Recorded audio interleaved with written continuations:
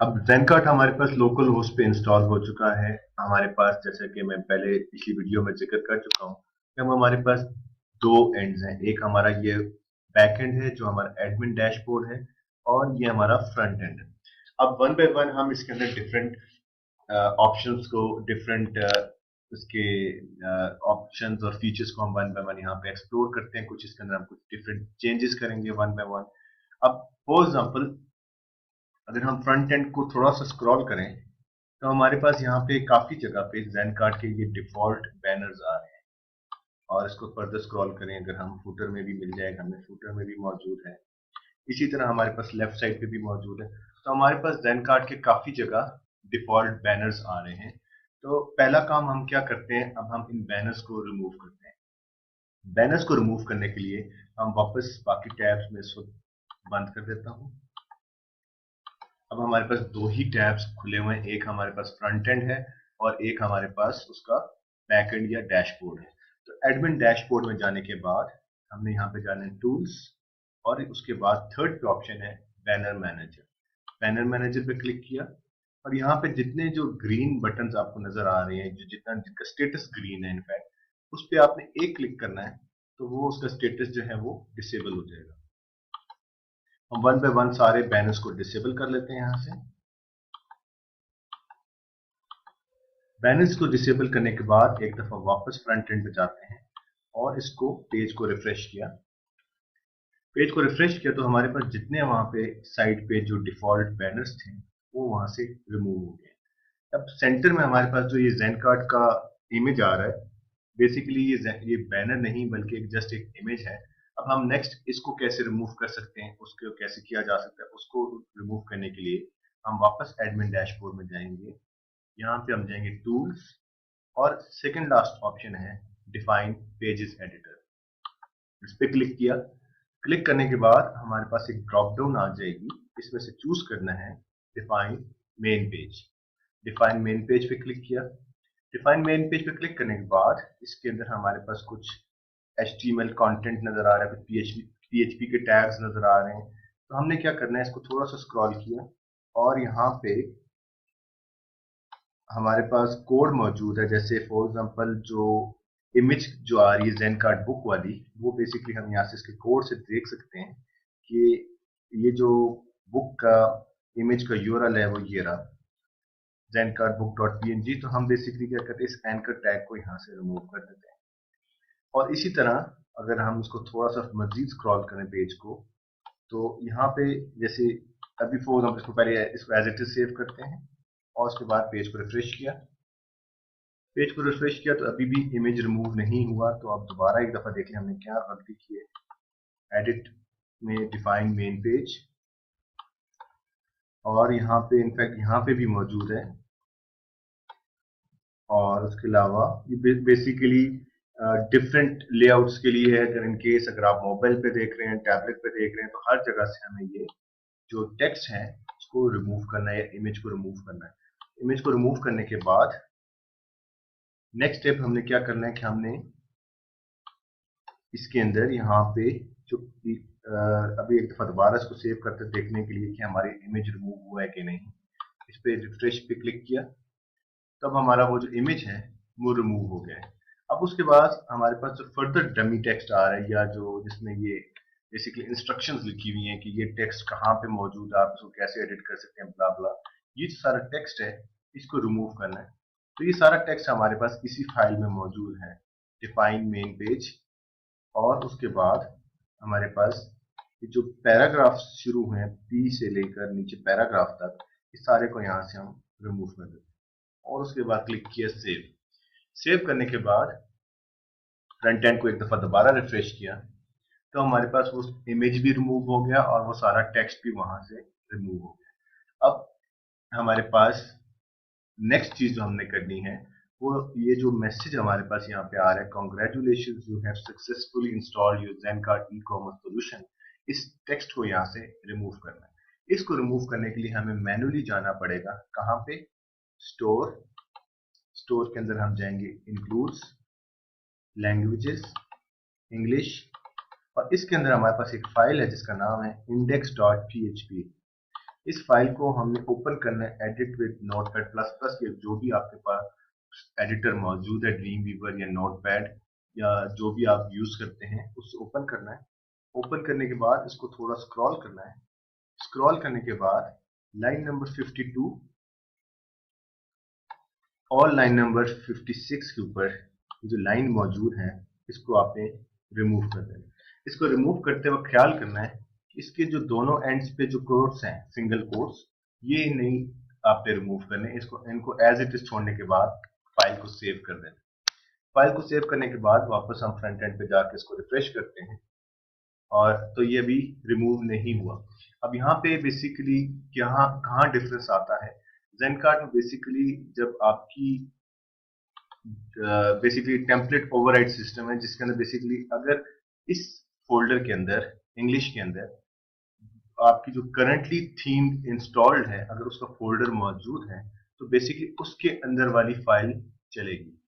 यानी अब जो रिस्पॉन्सिव अंडरस्कोर क्लासिक फोल्डर के अंदर अगर index.php का फोल्डर मौजूद है तो वो उसके बाहर वाले फोल्डर को ओवरराइट कर रहा है। ओवरराइट से मुराद कि अंदर वाला फोल्डर एक्टिव चल हो रहा है, बाहर वाले जो है वो नहीं चल रहा। तो हम क्या करेंगे, इसी तरह हमने ओपन किया रिस्पॉन्सिव अंडरस्कोर क्लासिक फोल्डर और इसके अंदर हमारे पास फाइल मौजूद है index.php। उसको दोबारा ओपन किया edit with notepad plus plus और एक दफा दोबारा हमने इसकी लाइन नंबर 52 और लाइन नंबर 56 को कोट्स को छोड़ते हुए बाकी सेव कर दिया। अब एक दफा दोबारा ये देख लें, होता क्या है कि अगर आपके पास इसमें कुछ फाइल्स हैं जैसे कि index.php है, इस तरह मेथड टैग्स की फाइल है, header.php है, ये सारी फाइल्स आप बहुत सारी टेम्पलेट्स इंस्टॉल करेंगे जब, तो बहुत सारी टेम्पलेट्स ऐसे होते हैं कि उनके यही फाइल्स उनके नाम से एक और फोल्डर यहाँ मौजूद होता है। जब कोई नया टेम्पलेट इंस्टॉल करेंगे वहां पे एक और फोल्डर का नाम आ जाएगा, उसके अंदर अगर फाइल्स मौजूद हैं तो वो वाली फाइल आपको एडिट करनी है। अगर उसके अंदर फाइल मौजूद नहीं है फिर आपने बाहर वाली फाइल मौजूद एडिट करनी है। अब चूंकि रिस्पॉन्सिव अंडरस्कोर क्लासिक में इंडेक्स मौजूद था, हमें इसको एडिट करना है। अगर ये यहाँ पे मौजूद ना होता तो हम बैक जो मौजूद है इंडेक्स उसको एडिट करते हैं। ठीक है, index.php को एडिट करने के बाद फ्रंट एंड पे जाके हम पेज को रिफ्रेश करेंगे तो हमारा जो वहां पे मैसेज आ रहा था वो रिमूव हो गया है। ठीक है, मैसेज रिमूव होने के बाद अब हम इसको स्क्रॉल करें तो हमारे पास जो स्क्रॉल करने की जरूरत है, हमारे पास सामने होम पेज पे मैसेज आ रहा था वो अब रिमूव हो गया। नेक्स्ट चीज हमने क्या करनी है, हमारे पास ऊपर जो टाइटल आ रहा है वो आ रहा है Gencard the art of e commerce. हमने इस टाइटल को चेंज करना है। अब इस टाइटल को चेंज करने के लिए इसी इंग्लिश फोल्डर के अंदर एक और फाइल मौजूद है जिसका नाम है मेटा अंडरस्कोर टैग्स। इसको ओपन करना है edit with notepad plus plus और यहाँ पे हमारे पास लाइन 14 एंड लाइन 11 के ऊपर टाइटल और उसकी टैग लाइन मौजूद है। हमने चूंकि इसका नाम रखा अपने स्टोर का हैंडीक्राफ्ट्स ऑफ पाकिस्तान, हम जस्ट यहाँ पे टाइटल चेंज करेंगे इन केस अगर आपका कोई टैग लाइन है, अदरवाइज इसको रिमूव करके सिंगल कोट्स को छोड़ देना है और उसके बाद लास्ट में हमने क्या करना है, अपने कीवर्ड्स जो है वो यहाँ पे अपडेट कर देने हैं।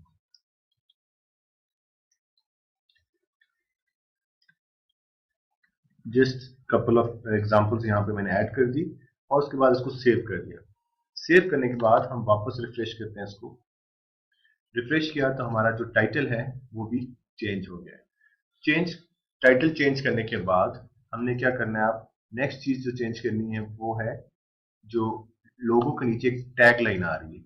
अब ये टैग लाइन कहाँ से आ रही है, इसी इंग्लिश फोल्डर के अंदर एक और मौजूद है फाइल जिसका नाम है header.php। header.php को उसी तरह एडिट करना है edit with notepad plus plus और यहाँ पे हमारे पास आ रही है टैग लाइन हियर। इसको अगर आपने इस टैग लाइन को अपडेट करना है तो कोई नई टैग लाइन ऐड कर दें, अदरवाइज इसको रिमूव करके सेव कर दें। सेव करने के बाद एक दफा फिर हम इसको रिफ्रेश करते हैं। रिफ्रेश करके देखा तो वो टैग लाइन यहाँ से रिमूव हो गया है। अब नेक्स्ट चीज क्या है, अब इस लोगो के ऊपर हम कर्सर लाते हैं तो उसका एक अल्टरनेट टेक्स्ट आ रहा है powered by Gencard the art of e commerce. ये भी बेसिकली इसी फाइल के अंदर मौजूद है। अगर हम उसके ऊपर अल्टरनेट टेक्स्ट को देखें, इसको भी हम यहाँ से चेंज कर सकते हैं हम अल्टरनेट टेक्स्ट को भी। अगर हम अपनी स्टोर का नाम कर देते हैं हैंडीक्राफ्ट्स ऑफ पाकिस्तान, ठीक हो गया, इसको पे सेव कर दिया। फिर इसी फाइल के अंदर हमारे पास एक और चीज मौजूद है, वो है लोगो की इमेज टाइप। यहाँ पे जो हमारा करंटली लोगो है ये बेसिकली लोगो डॉट GIF है। अगर इसको अगर हम रिफ्रेश करें हमारा अल्टरनेट टेक्स्ट भी चेंज हो जाएगा। अल्टरनेट टेक्स्ट चेंज हो गया। लेकिन अब हमारे पास अगर हम चेंज करना चाहें इस लोगो को, उसकी दो ऑप्शंस हैं। पहली ऑप्शन ये है कि हम वापस जाएं यहाँ से, आप चाहेंगे इंक्लूड्स टेम्पलेट्स। टेम्पलेट के अंदर इस टेम्पलेट का नाम है classic underscore responsive underscore classic. इसको ओपन करेंगे, इसके अंदर इमेजेस का फोल्डर है और इमेजेस से फोल्डर के अंदर ये लोगो डॉट GIF मौजूद है। सबसे आसान तरीका है कोई एक और लोगो बनाए डॉट GIF, उसको इस फोल्डर इस फाइल से रिप्लेस करना है। लेकिन अगर आपका हाइट और विड्थ उसकी डिफरेंट है या उसकी एक्सटेंशन कोई और है, PNG है या JPG है, तो वो यहाँ से आप पहले हेडर डॉट PHP के अंदर इसको यहाँ से चेंज करेंगे। फिर उसकी हाइट और विड्थ भी आप यहाँ से चेंज करने के बाद इस फाइल को सेव कर देंगे।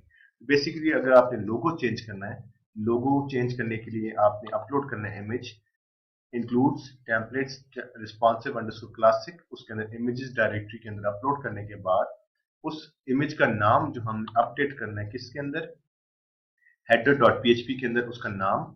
अगर इन केस उसका लोगो के अलावा अगर आपने कोई नाम रखा है, लोगो का नाम, उसकी एक्सटेंशन, उसकी हाइट और उसकी विड्थ, ये तीनों चीजें यहाँ पे, तीन चारों चीजें यहाँ पे अपडेट करने के बाद इसको आपने सेव कर देना। सेव करने के बाद जब आप रिफ्रेश करेंगे तो आपका लोगो यहाँ से चेंज हो जाएगा। क्योंकि मेरे पास ऐसा कोई और लोगो अवेलेबल नहीं है इसलिए मैंने इस लोगो को चेंज नहीं किया। अब नेक्स्ट हम आते हैं इसके ऊपर। बेसिकली अगर हम इस पेज को थोड़ा स्क्रॉल करें तो ये record companies, music general, search, best sellers, ये बेसिकली क्या कहलाते हैं, साइड बॉक्सेस या लेआउट बॉक्सेस कहलाते हैं। तो लेआउट बॉक्सेस के अंदर को अगर हम इसमें से किसी एक लेआउट बॉक्स को ऊपर से नीचे, नीचे से ऊपर शिफ्ट या राइट से लेफ्ट पे शिफ्ट करना चाहें, ये सारी चीजें हम किसके थ्रू कर सकते हैं, tools, layout boxes controller. Layout boxes controller के अंदर जितने लेआउट बॉक्सेस इस लाइन से ऊपर आ रहे हैं ये सारे लेफ्ट वाले हैं। लेफ्ट वाले से मुराद ये लेफ्ट वाले यहाँ जो हमारे पास साइड बॉक्सेस आ रहे हैं, जो लेफ्ट पे आ रहे हैं हमारे पास, और जो लाइन से नीचे आ रहे हैं सारे हमारे राइट वाले साइड बॉक्सेस। अब जस्ट इन केस मैं इसमें से किसी एक को, रिकॉर्ड कंपनीज को या इंपॉर्टेंट लिंक्स को रिमूव करना चाहूँ, हम उस केस में क्या करेंगे, अब ये राइट साइड पे है रिकॉर्ड कंपनीज, ये रहा, इस पे जस्ट एक क्लिक करना है। एक क्लिक करने के बाद उस पर क्लिक करना है एडिट। एडिट पे क्लिक करने के बाद हमने इसको क्या करना है, ऑफ कर देना है, ऑफ करके अपडेट। अब जब हम रिफ्रेश करेंगे पेज को तो ये जो रिकॉर्ड कंपनीज है यहाँ से रिमूव हो जाएगा। इसी तरह अगर हम किसी साइड बॉक्स की जैसे इंपॉर्टेंट लिंक्स है, इसको मैं शिफ्ट करना चाहूँ सबसे एंड पे या हु इज ऑनलाइन से एक ऊपर, उसको शिफ्ट करने के लिए हम क्या करते हैं, अब हम क्या करेंगे, दोबारा इसको स्क्रॉल किया और ये जो साइड बॉक्सेस वाला, सॉरी ये जो इंपॉर्टेंट लिंक्स वाला साइड बॉक्स है, ये यहाँ पे है ezpages.php। इस पे एक क्लिक किया, इसको एडिट किया। एडिट करने के बाद हमने क्या करना है कि इसको अगर हमने सबसे नीचे लेके जाना है तो उसका सॉर्ट ऑर्डर उतनी, उसकी वैल्यू उतनी बढ़ानी पड़ेगी। फॉर एग्जांपल इस वक्त जो मैं चाहता हूँ ये हु इज ऑनलाइन से ऊपर आए, तो इसका हम सॉर्ट ऑर्डर चेंज करके कर देते हैं 190 और उसके बाद अपडेट। ठीक है, इसको थोड़ा सा स्क्रॉल किया, अब वो हमारा जो साइड बॉक्स था अब वो हु इज ऑनलाइन से एक ऊपर आ गए। ठीक है, इसी तरह अगर हम इसकी लोकेशन चेंज करना चाहें from left to right, right to left, तो हम इसको एडिट करेंगे और यहाँ से इसको लोकेशन को राइट से लेफ्ट चेंज कर देंगे, अपडेट। अपडेट करने के बाद एक दफा पेज को रिफ्रेश करेंगे तो हमारा जो साइड बॉक्स था कौन सा वाला था वो, अब हम उसको लेफ्ट साइड पे देख सकते हैं, हमारे पास लेफ्ट पे मौजूद होगा इंपॉर्टेंट लिंक्स। अभी हमारे पास लेफ्ट साइड पे आ गए। तो बेसिकली किसी भी साइड बॉक्स को लेफ्ट से राइट या राइट से लेफ्ट, या उसको सॉर्ट ऑर्डर चेंज करना है, ऊपर से नीचे शिफ्ट करना है, नीचे से ऊपर शिफ्ट करना है, या उसको टोटली रिमूव करना है, ये सारे काम हम किसके थ्रू अचीव कर सकते हैं, टूल्स और लेआउट बॉक्सेस कंट्रोलर। ठीक है, अब इसके बाद अब हम थोड़ा सा इसकी बेसिक जो कुछ लेआउट सेटिंग्स को देखते हैं। फॉर एग्जांपल हमारे पास कैटेगरीज हैं, वो कैटेगरीज के हमारे पास टॉप पे भी आ रही हैं और लेफ्ट साइड पे भी कैटेगरीज आ रही हैं। तो अगर मैं चाहूं कि ये ऊपर टॉप वाली कैटेगरीज मुझे नजर ना आए, उसके लिए हम कहाँ जाएंगे, कॉन्फ़िगरेशन, और कॉन्फ़िगरेशन में हमारे पास है लेआउट सेटिंग्स। ठीक है, जितनी भी लेआउट सेटिंग्स है सारी हम यहाँ पे करेंगे। ठीक है, अब उसके अंदर यहाँ से मैं बेसिकली चाह रहा हूँ कि हमारे पास जो कैटेगरीज हैं टॉप वाली, ये नजर ना आए।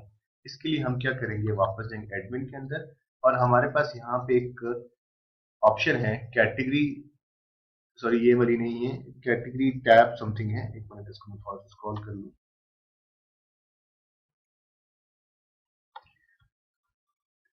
Category tabs menu on end of, इस पे आपने जस्ट एक क्लिक करना है। 1 का मतलब एक्टिव, 0 का मतलब है ऑफ। इसको हाइड कर दें कैटेगरी टैब को, अपडेट, और उसके बाद हमने इसको रिफ्रेश किया तो टॉप पे जो हमारी जो कैटेगरीज आ रही थी अब वो वहां से रिमूव हो गई।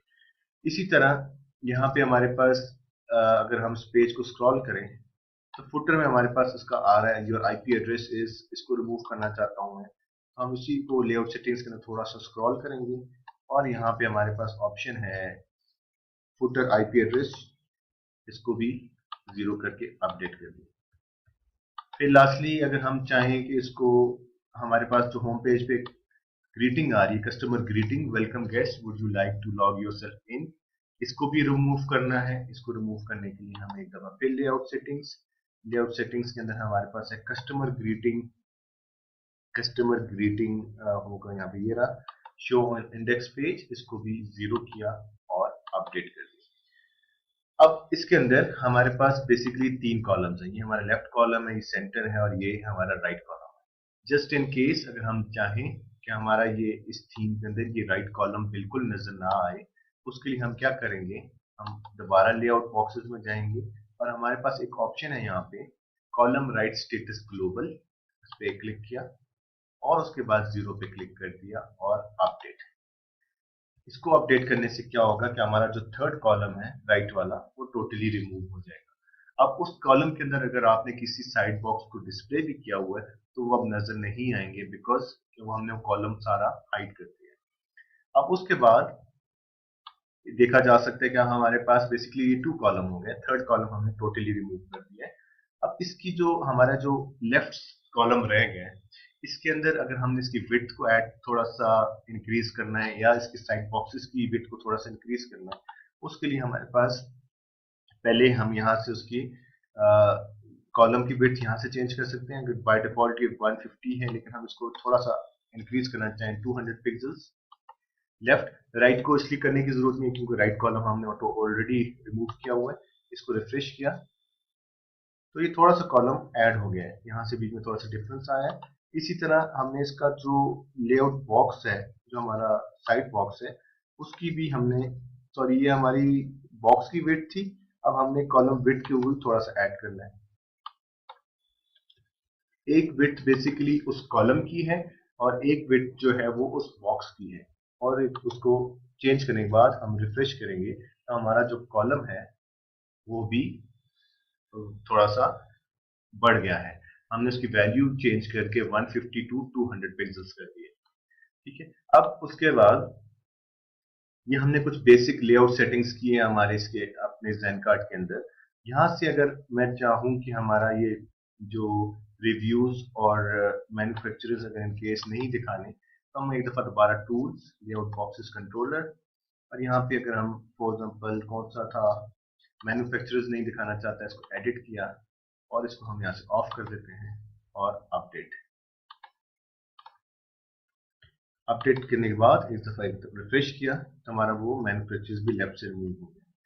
इसी तरह कैटेगरीज के ऊपर एक और हमारा साइड बॉक्स आ रहा है डॉक्यूमेंट्स का, तो हम कैटेगरीज के ऊपर जो आ रहा है उसको भी एडिट करते हैं। डॉक्यूमेंट कैटेगरीज ये रहा, इसको एडिट और उसको भी ऑफ कर दिया। एक दफा फिर इसको हम रिफ्रेश करते हैं तो हमारा कैटेगरीज के ऊपर जो है अब कोई भी ऑप्शन, कोई भी और साइड बॉक्स नहीं आ रहा। ठीक है, अब इसके बाद हम नेक्स्ट स्टेप क्या करते हैं, हम अपने ज़ेन कार्ट के अंदर एक नई कैटेगरी ऐड करते हैं और उसके बाद उसके अंदर कोई एक सैंपल प्रोडक्ट ऐड करते हैं। कैटेगरी क्रिएट करने के लिए हम एक दफा एडमिन डैशबोर्ड में जाएंगे, यहां से हम चूज करेंगे कैटलॉग और उसके बाद नीचे ऑप्शन चूज करेंगे कैटेगरी स्लैश प्रोडक्ट्स के ऊपर। यहाँ पे हमारे पास ये वो सारी कैटेगरीज प्रोडक्ट्स आ रही हैं जो ड्यूरिंग इंस्टॉलेशन हमने डेमो डेटा लोड किया था उसकी वजह से आई हैं। अगर यहाँ पे हम कोई नई कैटेगरी क्रिएट करना चाहें और तो उसके लिए हम क्लिक करेंगे न्यू कैटेगरी के ऊपर। उस कैटेगरी का नाम मैं यहाँ पे दे देता हूँ टेस्ट कैटेगरी। यहाँ पे उस कैटेगरी की डिस्क्रिप्शन आ जाएगी, थोड़ा सा उसको स्क्रॉल करें तो अगर आप इस कैटेगरी के साथ कोई इमेज देना चाहें तो वहां यहाँ से चूज फाइल करके आप इमेज को अपलोड करें। फिर लास्ट में आ जाता है सॉर्ट ऑर्डर। सॉर्ट ऑर्डर से मुराद कि जितना कम होगा ये कैटेगरी उनकी टॉप पे जाएगी, जितना ज्यादा करते जाएंगे ये कैटेगरी नीचे आती जाएगी। फिर इसके बाद हमने क्लिक करना है सेव के ऊपर। ठीक है, सॉर्ट ऑर्डर चूंकि 0 था तो अब ये कैटेगरी सबसे ऊपर आ गई। अगर हम इसको फ्रंट एंड पे रिफ्रेश करके देखना चाहें तो ये टेस्ट कैटेगरी सबसे ऊपर आ गई। अब यहाँ पे एक चीज और कि जब किसी कैटेगरी के अंदर आप किसी कैटेगरी पे आप क्लिक करें तो यहाँ पे हमारे पास दो ऑप्शन आते हैं, एक न्यू प्रोडक्ट की और एक न्यू कैटेगरी की। लेकिन अगर हम इसके अंदर अगर हम सब कैटेगरी क्रिएट कर दें, जस्ट इन केस में कर देता हूँ यहाँ पे सब कैटेगरी,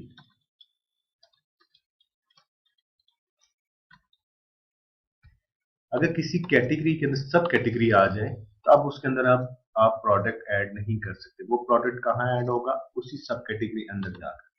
ठीक है, अब यहाँ पे हमने क्या किया, हमने एक कैटेगरी क्रिएट की, अब उसके अंदर हमने एक सब कैटेगरी क्रिएट की।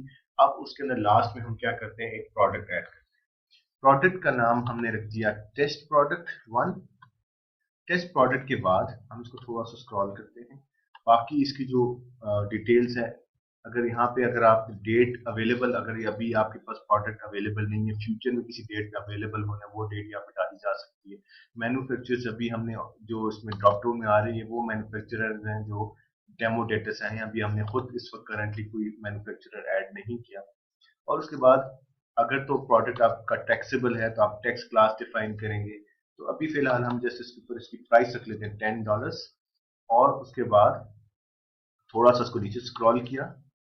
स्क्रॉल करने के बाद मिनिमम क्वांटिटी जो है प्रोडक्ट की वो आपके स्टोर से कितनी बिक सकती है। मिनिमम से मुराद अगर आप किसी प्रोडक्ट की क्वांटिटी मिनिमम रख देते हैं कि ये फॉर एग्जांपल आप मिनिमम 5 खरीदेंगे, तो वो बेसिकली आप यहाँ डिफाइन करना है कि मिनिमम प्रोडक्ट जो क्वांटिटी है वो मिनिमम आपके स्टोर से 1 कस्टमर खरीद सकता है। इसी तरह मैक्सिमम अगर आप चाहते हैं कि एक कस्टमर को आप 5, 10, 20 ऑर्डर प्रोडक्ट्स की जो क्वांटिटी है आप बेचेंगे, उस केस में आप यहाँ से चेंज कर सकते हैं। लेकिन अगर आप इसको 0 रखें तो 0 का मतलब है अनलिमिटेड। इसी तरह हम थोड़ा इसको स्क्रॉल करें, यहाँ पे हमारे इस प्रोडक्ट की डिस्क्रिप्शन आ जाएगी, दिस इज सैंपल प्रोडक्ट, या और उसके बाद हम इसको थोड़ा सा स्क्रॉल करें, प्रोडक्ट की यहाँ पे क्या आ जाएगी क्वांटिटी। ये जो प्रोडक्ट है ये हमारे पास इसकी कितनी क्वांटिटी है, टोटल क्वांटिटी इस प्रोडक्ट की जितनी भी है वो यहाँ पे एंटर करेंगे। फिर उसका प्रोडक्ट का मॉडल आ जाएगा और लास्टली प्रोडक्ट की इमेज। इस वक्त मैं गूगल करता हूँ कोई एक हैंडीक्राफ्ट की इमेज उठा लेते हैं हम यहाँ से, हैंडीक्राफ्ट्स ऑफ पाकिस्तान। ठीक है, ठीक है, हमने एक इमेज सर्च किया हैंडीक्राफ्ट्स ऑफ पाकिस्तान से, कोई भी एक आध इमेज यहाँ से हम ले लेते हैं अपने इस प्रोडक्ट इमेज के लिए। थोड़ा सा साइज में अगर बड़ा इमेज मिल जाए,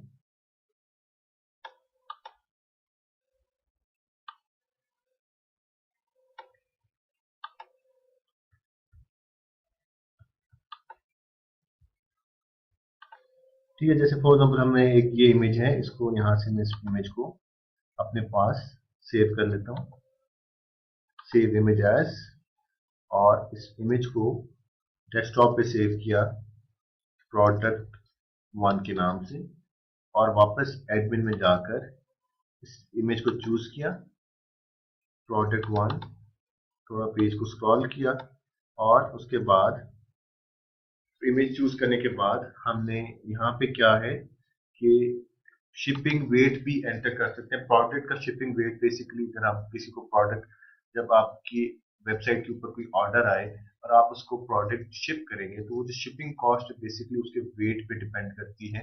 तो वो प्रोडक्ट की जो वेट है, शिपिंग वेट, वो यहाँ पे आ जाएगा और लास्ट में आपका सॉर्ट ऑर्डर, और उसके बाद क्लिक करेंगे प्रीव्यू के ऊपर और फाइनली आप क्लिक कर देंगे इंसर्ट के ऊपर।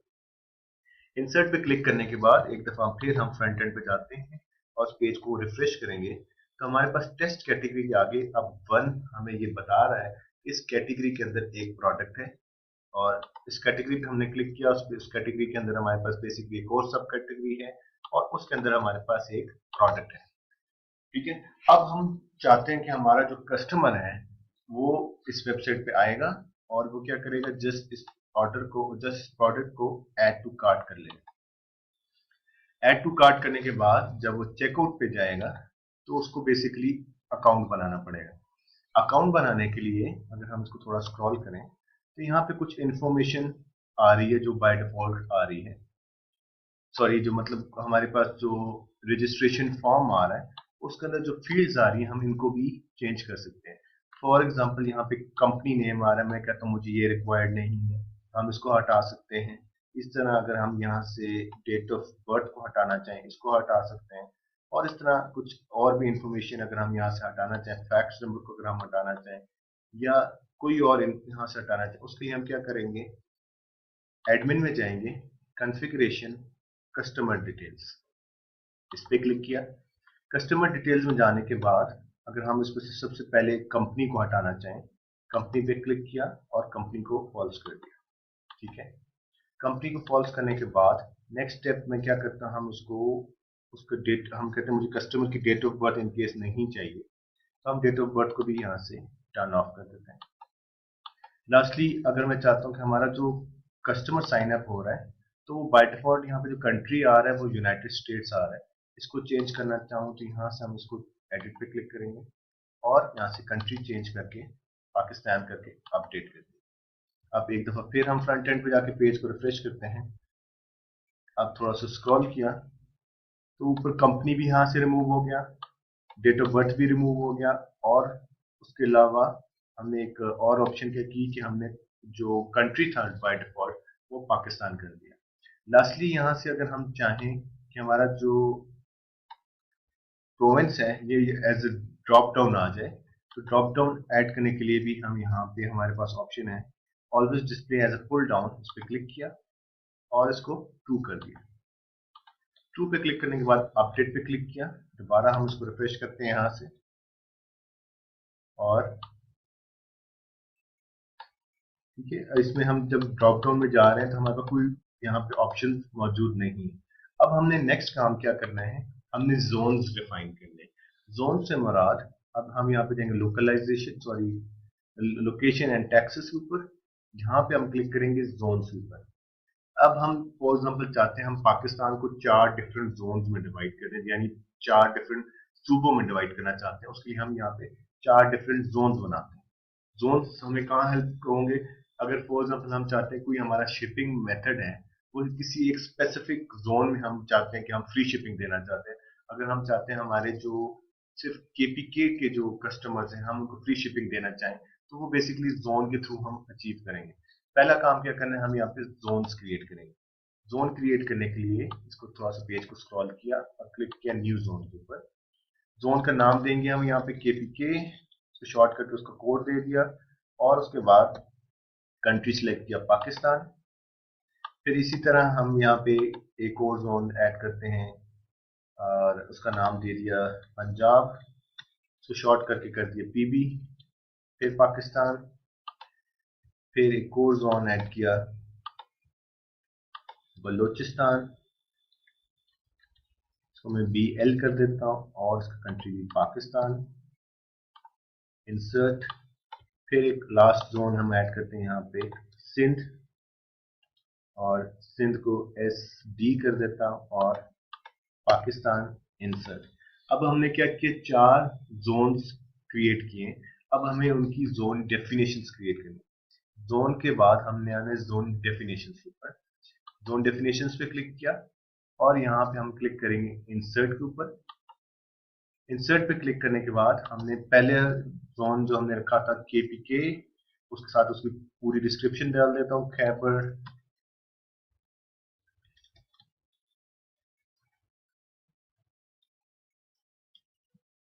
ठीक है। और उसके बाद हमने एक अच्छा, जब हमने एक जोन डेफिनेशन ऐड की तो उसका स्टेटस जो है वो रेड आ रहा है, रेड से मुराद है नॉट कॉन्फ़िगर्ड। अब हमने इस पे एक क्लिक करने के बाद इस पे एक क्लिक करेंगे और उसको कॉन्फ़िगर करने के लिए हम क्लिक करेंगे इंसर्ट। इंसर्ट का करने के बाद हमने पाकिस्तान चूज करना है और ड्रॉप डाउन में से केपीके चूज कर लेना है, इंसर्ट।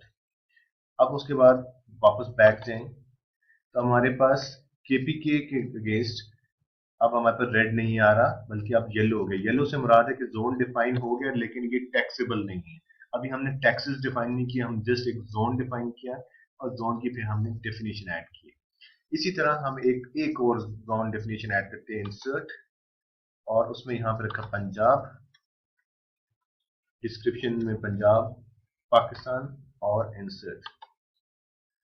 एक दफा फिर इसके ऊपर आप क्लिक करेंगे, इंसर्ट, और यहां से ऑल कंट्रीज की जगह पाकिस्तान, जोन में से सिलेक्ट कर लेंगे पंजाब, इंसर्ट।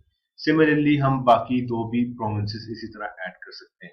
अब चूंकि हमारे पास दो जोन्स एडेड हैं तो कस्टमर के पास फ्रंट एंड पे जो ड्रॉप डाउन है वहां पे अब हम यहाँ से स्टेट या प्रोविंस में जाएं तो वहां पे अब चारों सूबे मौजूद हैं।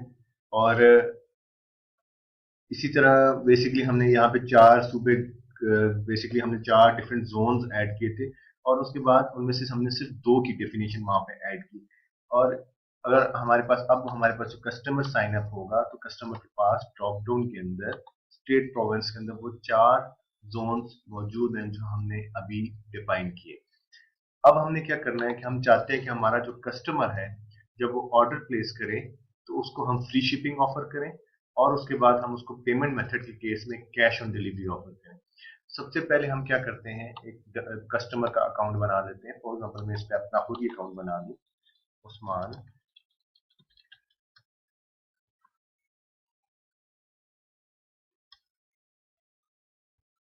कुछ भी एड्रेस हो सकता है, फिलहाल मैं इसको ऐड कर देता हूँ, मरी रोड, एबटाबाद। प्रोविंस के केस में हम इसको ड्रॉप डाउन से अब चूज करेंगे केपीके। जिप कोड एबटाबाद का 22010, कंट्री बाय डिफॉल्ट पाकिस्तान आ रहा है, इसको स्क्रॉल किया, टेलीफोन नंबर उठा लें और उसके बाद यहाँ पे हमने अपना ईमेल एड्रेस देना है।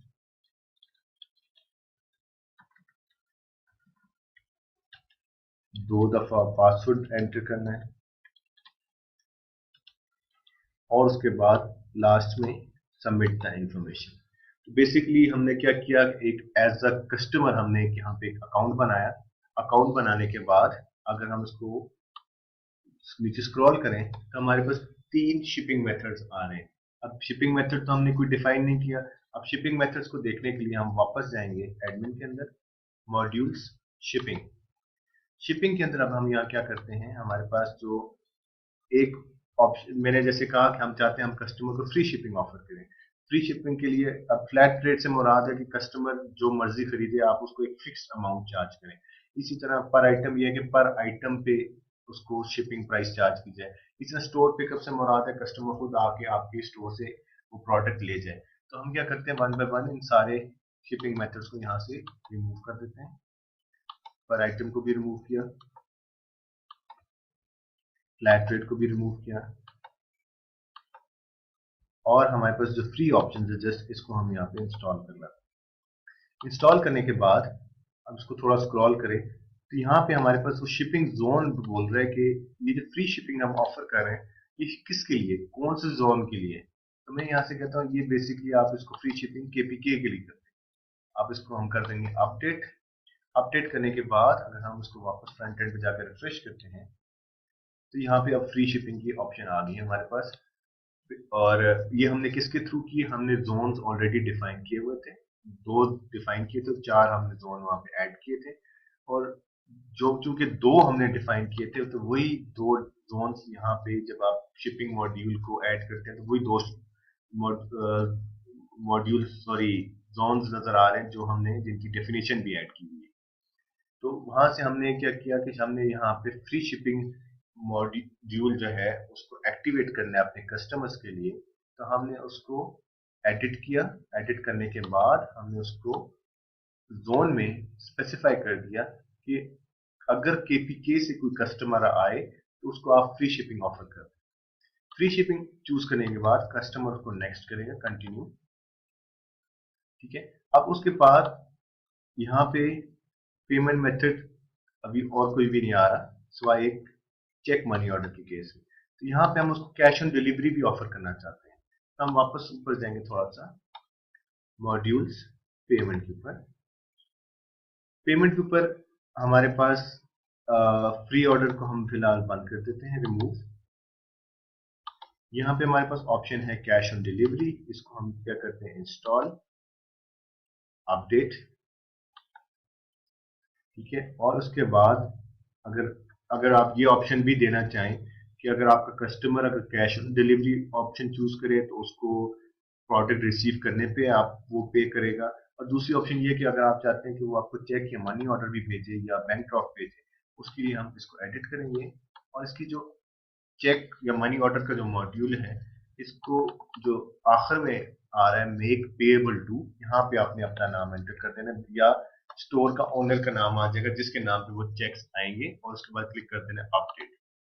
अपडेट पे क्लिक करने के बाद वापस हम फ्रंट एंड पे जाएंगे, इसको रिफ्रेश करते हैं यहाँ से। अब हमारे पास दो ऑप्शन आ रही है, एक कैश ऑन डिलीवरी, दूसरी free check, check money order. तो यहाँ से हमने चूज किया कैश ऑन डिलीवरी और उसके बाद कंटिन्यू। कंटिन्यू पे क्लिक करने के बाद आपको कंफर्मेशन मैसेज आ रहा है, और उसके बाद हमने क्या करना है, click confirm order. Confirm order किया तो बेसिकली आपकी वेबसाइट के ऊपर कस्टमर ने पहला ऑर्डर प्लेस कर दिया। अब आप एज अ एडमिन अपनी वेबसाइट के ऊपर लॉग इन होंगे, और जो इस वक्त हम करंटली लॉग इन है। अब कस्टमर्स के नीचे आपके पास सेकंड ऑप्शन आती है ऑर्डर्स की, ऑर्डर पे क्लिक किया। अब यहाँ पे हमारे पास एक ऑर्डर प्लेस हुआ है, स्टेटस पेंडिंग है। अब कस्टमर को साथ साथ अपडेट करने के लिए कि अभी आपका ऑर्डर प्रोसेस हो रहा है या जो भी इसका स्टेटस है, वो हम यहाँ पे इसको एडिट करके प्रोसेसिंग डिलीवर्ड, एक दफा प्रोडक्ट आपका डिलीवर हो जाए हम उसको स्टेटस को अपडेट कर सकते हैं। अपडेट करने के बाद बेसिकली अब अगर हम वापस कस्टमर ऑर्डर्स पे जाएं, हमारे प्रोडक्ट के अगेंस्ट स्टेटस उसका डिलीवर्ड हो गया। तो इसी तरह हम बेसिकली जेन कार्ड के अंदर हम डिफरेंट कैटेगरीज ऐड करते हैं, प्रोडक्ट्स ऐड करते हैं। फिर कस्टमर्स हमारे जब उसके ऊपर कोई ऑर्डर प्लेस करता है तो उसके अंदर हम डिफरेंट शिपिंग मेथड्स ऑफर कर सकते हैं, पेमेंट मेथड्स ऑफर कर सकते हैं। अब यहाँ पे हमारे पास पेमेंट मेथड्स के अंदर मजीद पेपॉल मौजूद है। पेपॉल अनफॉर्चुनेटली पाकिस्तान में इस वक्त अवेलेबल नहीं है। इसी तरह ऑथराइज.नेट के केस में अगर आप क्रेडिट कार्ड पेमेंट्स रिसीव करना चाहें तो आपको ऑथराइज.नेट के ऊपर अकाउंट बनाना पड़ता है, और वो आपके बिहाफ पे कस्टमर से आपके बिहाफ पे हम क्रेडिट कार्ड के थ्रू अमाउंट रिसीव करते हैं, लेकिन वो आपको कुछ फीस भी चार्ज करते हैं। तो इसी तरह शिपिंग के केस में भी हमारे पास डिफरेंट ऑप्शंस थी, फ्लैट रेट थी, पर आइटम थी, स्टोर पिकअप था। तो